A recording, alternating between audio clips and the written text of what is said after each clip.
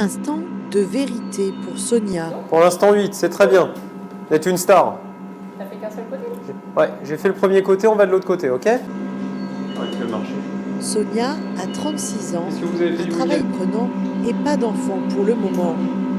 Pour se donner une chance d'en avoir un jour, elle fait prélever ses ovocytes par le professeur Greenberg dans un hôpital de la région parisienne. Mais chaque rond noir, qui s'appelle un follicule, contient un ovule à l'intérieur. Et moi, je vais aller vider ce liquide en espérant récupérer l'ovule qui est dedans. Une fois prélevés, les ovocytes de Sonia sont vitrifiés en laboratoire 5 ovos! et placés dans des cuves d'azote. Ils pourront ensuite être décongelés et utilisés pour une fécondation in vitro. Une pratique jusqu'alors réservée en France aux femmes malades de cancer notamment.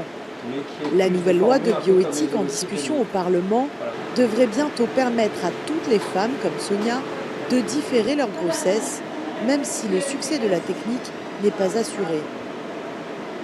En aucun cas, il faudra faire penser et renvoyer à ces femmes qu'il y a là une garantie d'obtenir une grossesse avec ce matériel congelé. Ça n'est pas un bébé, ce n'est pas le jeu complet que vous avez mis dans votre main, ça n'est qu'une option, qu'une opportunité qui est offerte sans aucune garantie absolue. Ensuite, Actuellement, les femmes qui veulent congeler leurs ovocytes sans raison médicale doivent se rendre en Espagne ou en Belgique, où la pratique est déjà légale. Mais des médecins français, comme le professeur Greenberg, accompagnent depuis des années des autoconservations d'ovocytes sous des prétextes médicaux plus ou moins avérés. Sonia, par exemple, a des cas de ménopause précoce dans sa famille.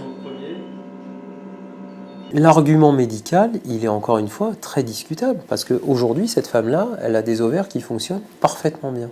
Oui, il y a peut-être un risque médical, peut-être, il est sûrement très faible, mais il n'est pas nul. Et puis cette femme-là, c'est tellement compliqué pour elle à gérer, elle n'a pas d'enfant, elle n'est pas en couple, elle n'a pas envie particulièrement de se mettre avec le premier venu. Eh ben, pourquoi je ne congélerais pas ?